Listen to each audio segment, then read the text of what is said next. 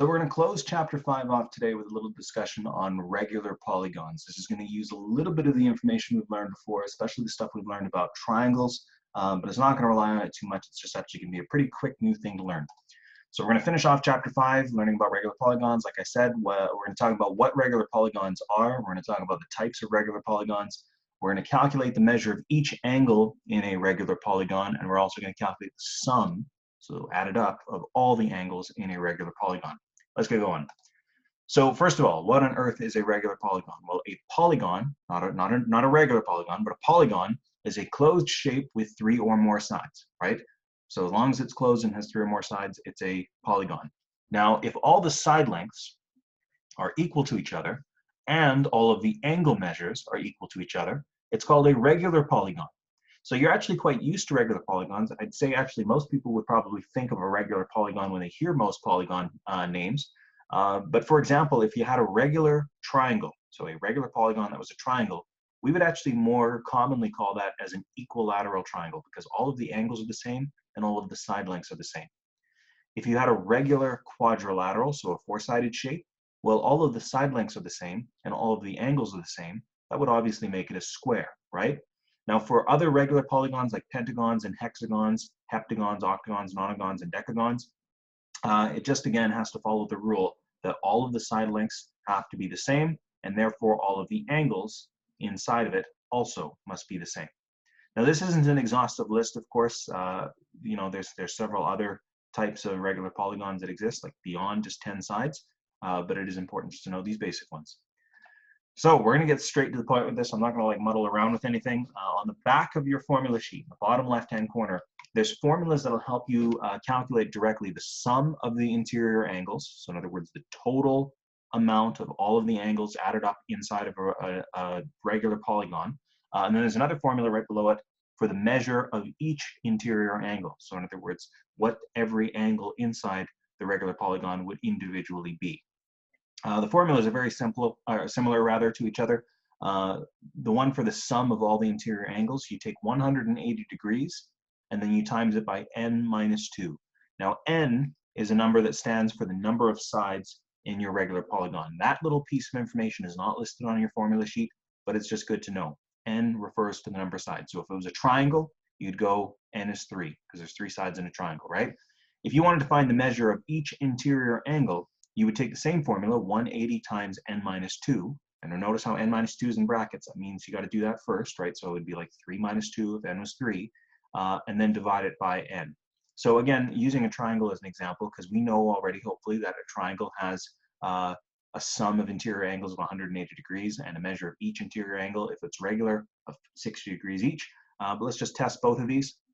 If n is 3 for a triangle, that means we have 180 times 3 minus 2. You got to do what's in the brackets first. 3 minus 2 is 1, so you have 180 times 1. Well, 180 times 1 is, like we just predicted, 180 degrees. Now, if you're to do it for the measure of each interior angle, you would say you have 180 times 3 minus 2. So 180 times 3 minus 2, and then divide that by n again, so divide by 3. Well, 180 times 3 minus 2 is 180 times 1, which we knew was 180.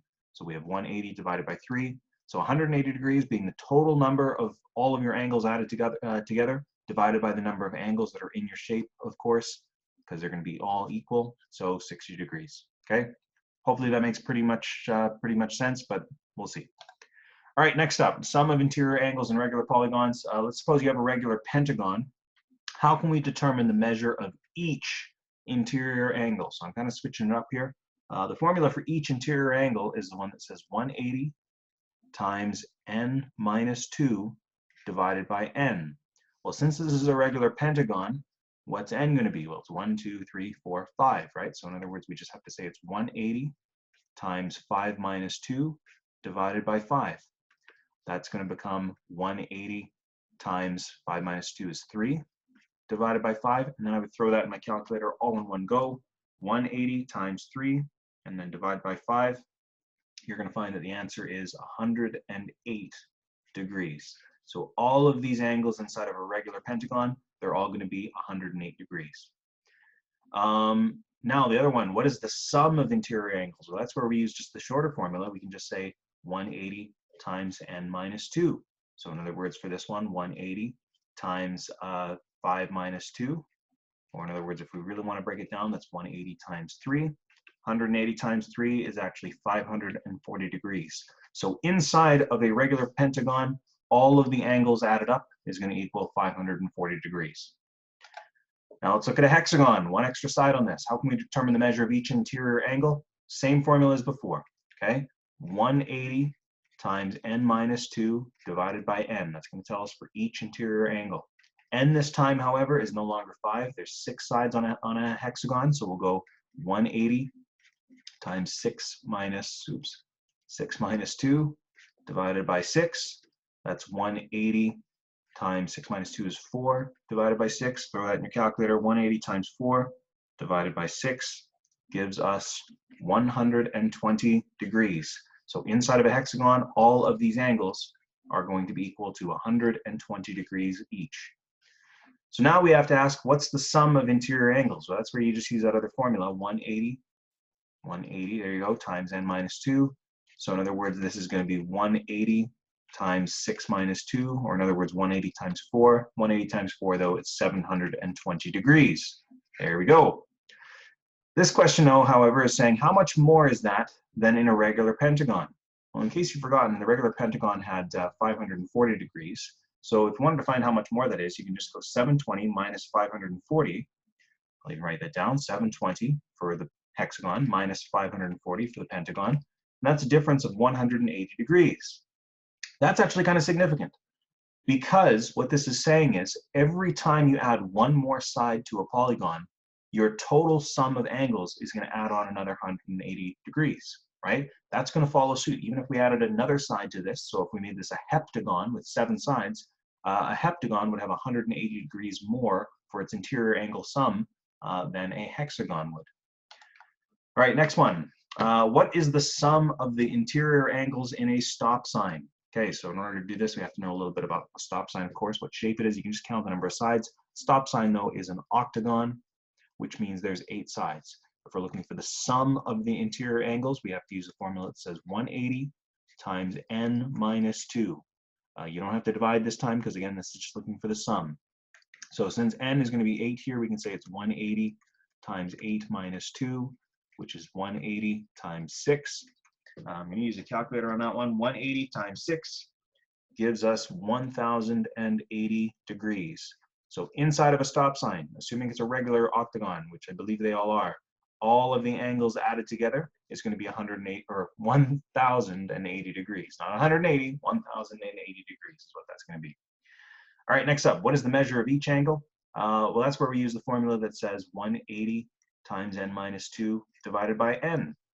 So in this case, that's going to be 180 times 8 minus 2 divided by 8. In other words, that's going to be, well, we already know this top piece. We know that's 1080 divided by 8, which makes sense. Your total sum of your angles divided by the number of angles that are in there. 1080 divided by 8 is going to be 135 degrees. So every angle inside of a stop sign is individually equal to 135 degrees. Now, for the real beefy question here, what is the area of the sign if each side has a length of 12 centimeters? So if we're saying that each side on a stop sign is 12 centimeters long. I don't know if that's true. I honestly just made this question up, but there's our estimation on that. So if we're looking for the area sign with each side having a length of 12 centimeters, we're going to need some sort of a formula for the area of an octagon. But this is where you're probably going to be a little scared, because if you look at your formula sheet, you're going to find that there is nothing on your formula sheet for the area of an octagon. Well, uh-oh, that's not really good.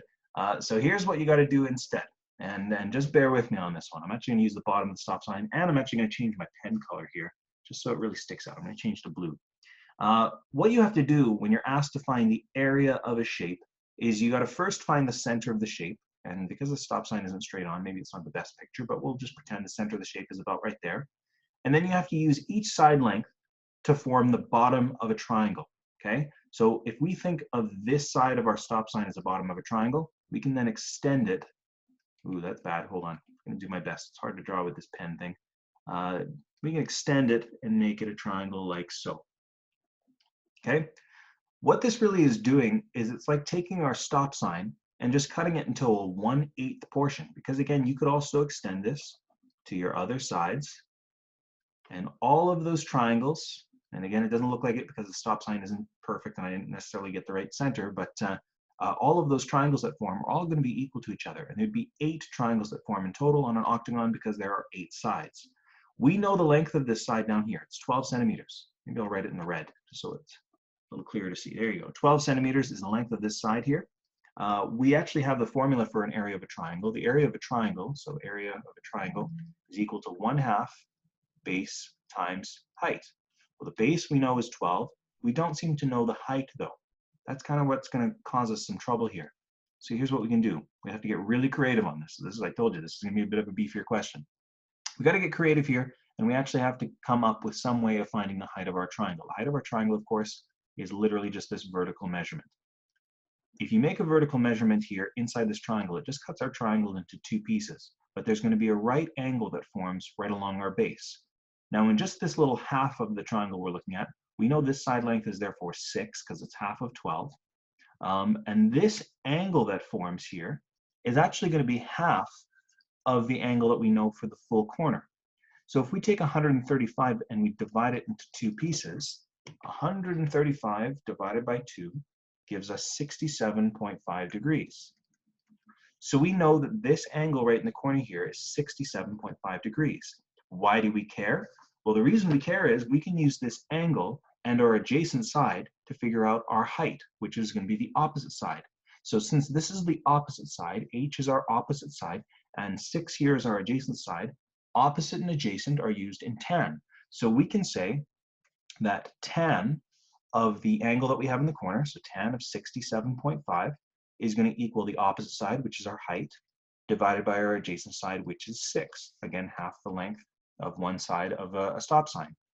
If we want to find H, we just need to get it all by itself, so let's times by 6 on both sides. 6 times tan 67.5 is going to give us roughly, I'll just round it, H is 14.5, okay? So the height from here to here is 14.5. Whew, long story short, what we can do is we can now find the area of that one triangle. We have the base and we have the height. We're good to go now. Now for the base, we need to use the full base here, not just the 6 that we had before. We have to use the full base, so the full 12. So we're going to say the area of our triangle is going to be 1/2 times the base, which is the full 12, times by the height, which is that 14.5. And we have it times by the 1/2. So this is going to equal 1/2 times 12 times 14.5, which gives us actually quite a nice number, gives us 87. So the area of this triangle is 87, and because it was centimeters, it's centimeters squared. But that's just the one triangle. Let's think about how many triangles would form up this stop sign. Well, as I mentioned before, if you extend it with all of the other side lengths, they're all going to form the same triangle, even though my diagram sucks and it doesn't look like it. And there's going to be 8 different triangles in total. So we could take this area for the one little triangle that we've done here, and we can now just times this by 8. What I'm trying to get at is when you're finding the area of a regular polygon, you can break it down into triangles, find the area of each one, and then multiply by the number of side lengths. So 87 times 8 gives us an area of the octagon, so a oct, we'll say, equals 696 centimeters squared. So we kind of had to cheese our way through that, but we were able to get an answer one way or another. And we're done. So for practice, I want you to work on page 205 to 212. Your homework assignment is due on Friday, of course. And as I mentioned in a previous lesson, Friday's class is actually going to be a work block. That day is entirely yours to catch up and complete questions. Please contact me over email, Remind if you have it, or Google Classroom if you have any questions. Really focus on those questions like that stop sign one I just did. That's where really the most beef is, as I would say. But again, as always, please contact me if you have any questions. Send me a photo of a question if you need, and we'll be good to go. Best of luck.